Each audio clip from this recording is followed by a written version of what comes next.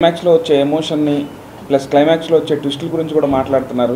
చాలా హ్యాపీగా అనిపించింది. అండ్ మేమందరం కూడా ఇప్పుడు వరుసగా చేసిన సినిమాల్లో కానీ ఈ సినిమాలో కానీ నేను నితిన్ చేసిన లాస్ట్ సినిమా కానీ ఈ సినిమా కానీ ప్రతి ఫ్యామిలీ అందరికీ నచ్చుద్దండి. క్లీన్ ఈ ఉగాదికి ఈ రంజాన్ ఫెస్టివల్కి మీరు వెళ్ళి థియేటర్లోకి వెళ్ళి ఎంజాయ్ చేసే సినిమా అవుతుంది.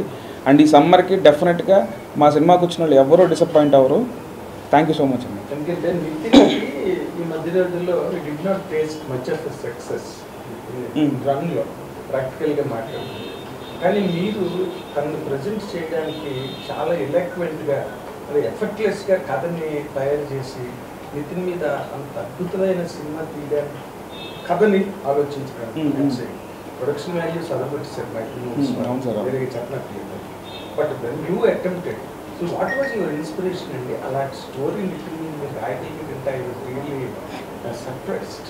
అంటే నాకు స్టోరీ అండి, నాకు వచ్చిన థాట్ వచ్చినప్పుడే మంచిగా అనిపిస్తుందండి. సో ఓకే సార్, నాకు స్టోరీ అండి బేసిక్గా థాట్ వచ్చినప్పుడే నాకు మంచి థాట్ అనిపించింది. అంటే ప్రతి ఒక్కరికి అంటే ట్విస్ట్ అంటే దేనికి పాయింట్ అనేది రివీల్ చేయలేను, కానీ ప్రతి ఒక్కళ్ళు మన పక్కన వాళ్ళ గురించి లేదా మనకు హెల్ప్ చేసిన వాళ్ళ గురించి మర్చిపోతున్నాము. సో అది ఖచ్చితంగా గ్రాటిట్యూడ్ ఉండాలనేది లోపల వచ్చిన థాట్ అండి. సో ఆ థాట్ నుంచి పుట్టింది కథ. అంటే నితిన్ అనుకున్న తర్వాత కథ రాసుకున్నారా, కథ రాసుకున్న తర్వాత నితిన్ సెలెక్ట్ చేసుకున్నారు?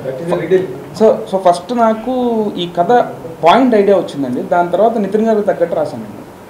నితిన్ మీరు సెలెక్ట్ చేసుకోవడానికి only available hero for you?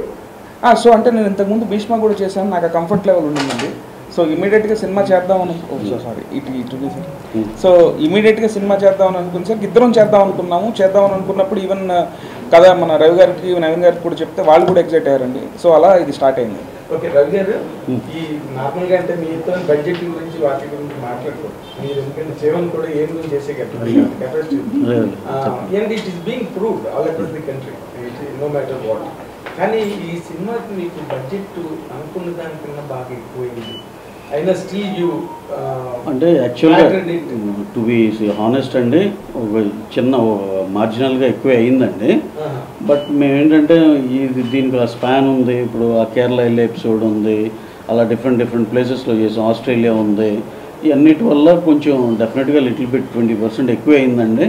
కాకపోతే వీఆర్ ప్రెటీ మచ్ షూర్ ఇవన్నీ రికవర్ అవుతామనే నమ్మకంతో చేసాము. గారు మీరు ఇందాక చెప్తున్నట్టు వెన్నెల కిషోర్ గారి ఎపిసోడ్ ట్రాక్ అయినా ఉంది, ఫైనల్ ట్రాక్ నితిన్ గారి ట్రాక్ రాసుకున్నప్పుడే అనుకున్నారు ఇంత పేలుతుంది, థియేటర్ ఎరప్ట్ అవుతుంది యాక్చువల్గా వాళ్ళు? అవునండి, డెఫినెట్గా అనుకున్నానండి. నాకు ఫస్ట్ వాళ్ళ క్యారెక్టర్లు అనుకున్నప్పుడు ఈవెన్ నెరేట్ చేస్తున్నప్పుడు ప్రొడ్యూసర్లు కానీ హీరో కానీ ఈవెన్ రాజేంద్ర ప్రసాద్ వెన్నెల కిషోర్ గారు కూడా బాగా ఎంజాయ్ చేశారండి. సో ఈరోజు నాకు వచ్చే ఫోన్ కాల్స్ కూడా అందరూ వాళ్ళిద్దరిది ఫస్ట్ మెన్షన్ చేస్తున్నారండి. అసలు చాలా బాగా వర్కౌట్ అయింది కామెడీ. సో పిల్లలు కూడా ఎంజాయ్ చేస్తున్నారు, చిన్నపిల్లలు ఇప్పుడు 4th క్లాస్ 5th క్లాస్ మా రిలేటివ్స్లో ఉన్న పిల్లలు కూడా ఫోన్ చేసి చెప్తున్నారు వాళ్ళిద్దరు జాన్స్లో నచ్చాడు అని. సో అది హ్యాపీగా అనిపించింది. డేవిడ్ వార్నర్ రెస్పాన్స్ కూడా బాగుంది, ఆయన ఎంట్రీ అప్పుడు కూడా థియేటర్ మొత్తం ఎరప్ట్ అయింది. ఆయన ఎంట్రీతో అరిచారు, అసలు గట్టిగా అరిచారు. సో నాకు వార్నర్ గారు కూడా మెసేజ్ చేశారు హౌస్ ఇట్ అని. సో ఇది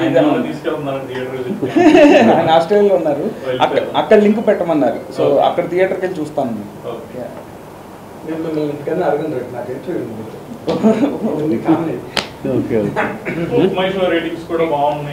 అవునండి, ఇప్పుడు మెల్లిగా అంటే సార్ చెప్పినట్టు మెల్లిగా కలెక్షన్స్ పెరుగుతున్నాయండి. ప్లస్ జనాలు కూడా ఇప్పుడు మెల్లిగా ఇప్పుడు ఫ్యామిలీస్ రావడం స్టార్ట్ చేస్తారు. ఈరోజు వీకెండ్ వస్తుంది, స్టార్ట్ అవుతుంది. ఇప్పుడు Friday night Saturday Ugadi.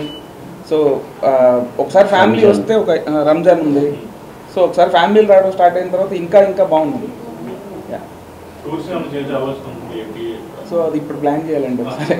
Hero గారు ఆయన తిరుమల వెళ్ళారండి, దర్శనానికి తిరుమల వెళ్ళారు. సో ఆయన రాగానే ఒకసారి ప్లాన్ చేయాలి. Thank you.